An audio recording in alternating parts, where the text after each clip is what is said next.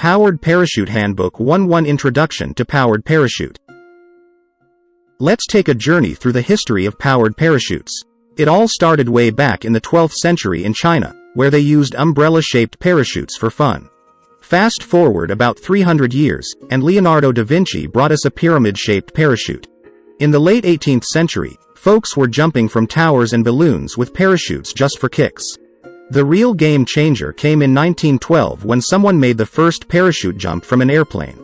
After World War II, sport jumping became a thing. Round parachutes, sized between 20 to 30 feet in diameter, were all the rage. Over time, these parachutes evolved into the steerable, gliding wings we see today in rectangular ram air-powered parachutes or powered parachutes. In 1964, a genius named Domina C. Jalbert patented the parafoil, a new parachute design. But guess what? In the same year, Lowell Ferrand flew a motorized version called the Irish Flyer. That marked the birth of engine-powered ram air inflated parachute wings, setting the stage for the cool powered parachutes canopies we have now. The US government got into the action too, using square parachutes in test programs to glide spacecraft and drop payloads from airplanes to specific spots.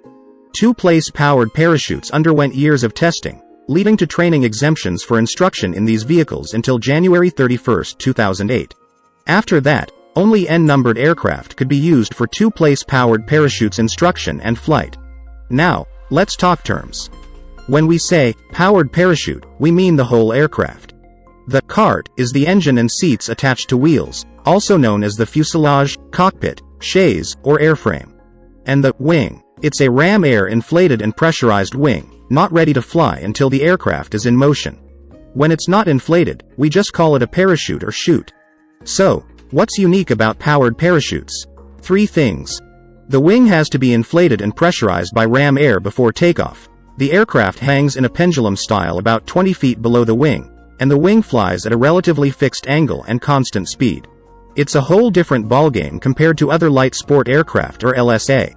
Now, if you want to be a powered parachute pilot, you need a certificate with a powered parachute rating.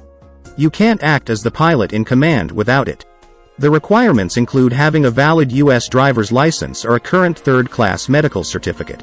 And, of course, you've got to be able to read, speak, write, and understand English. It's all in the Title 14 CFR, Part 61, and the Federal Aviation Administration Practical Test Standards or PTS. Embarking on the journey of learning to fly involves a mix of ground and flight training. You'll dive into ground training, conquer the Federal Aviation Administration Knowledge Exam, and then take to the skies for dual flights with a Certified Flight Instructor or CFI before spreading your wings for solo flights under your Certified Flight Instructor's watchful eye.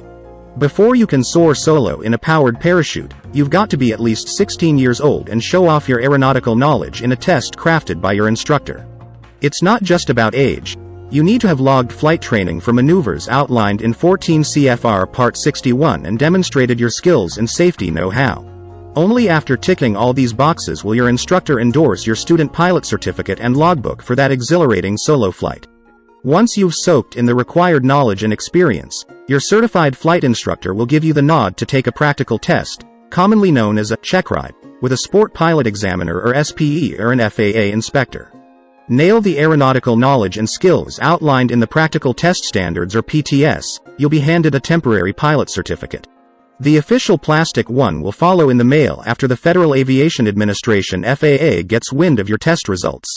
Now, if you're eyeing a sport pilot certificate with a powered parachute rating, you'll need to be at least 17 years old, fulfill specific training and flight time requirements in 14 CFR Part 61, ace the Federal Aviation Administration Knowledge Exam, and breeze through the practical test. For those already wielding a private pilot certificate without a rating for the powered parachute category and class, fear not. A logbook endorsement and a proficiency check are your golden tickets. Hold a private pilot certificate with a powered parachute category and class rating, throw in a current third-class medical, and you can operate any powered parachute LSA in that category and class without the sport pilot endorsements or limitations. No need to sweat it. Ever thought about becoming a sport pilot instructor? If you're 18 or older, hold a current sport pilot certificate with the right ratings, pass the knowledge exams, and meet the experience and knowledge requirements in 14 CFR Part 61, you're on the right track. Now, Let's talk a bit about aeronautical decision-making, or ADM. Your mindset as the pilot in command plays a crucial role in ensuring safety. Before you even kick off the pre-flight routine, you need to be aware of your limitations, physical and psychological health, attitude management, stress management, risk management, personality tendencies, and situational awareness. Admiral is your secret sauce for safe and enjoyable flying. Pilot error is often the culprit in incidents or accidents, with a chain of error-related factors forming the human error chain. Breaking just one link in this chain can make all the difference, improving the outcome and returning you to safe flight. A good instructor will start instilling Admiral practices early in your training, evaluating your ability to use sound decision-making during proficiency or practical tests. Now, let's talk about resource management. As a single pilot in a light sport aircraft, you've got to make the most of single pilot resource management, or SRM. Think of it like crew resource management, or CRM, but you're the solo star.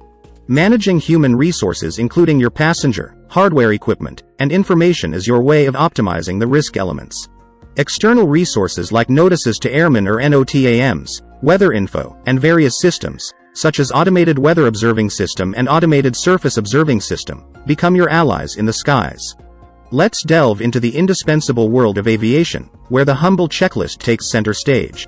Serving as the backbone of pilot standardization and cockpit safety, this tool proves to be a reliable ally in combating our forgetful human nature. Its significance lies in ensuring that crucial safety elements are neither overlooked nor forgotten during the intricacies of flight. However, it's crucial to understand that a checklist is not a magic wand. Its efficacy depends on the user's commitment. In the unforgiving realm of aviation, errors are not an option, making the checklist a non-negotiable companion for pilots.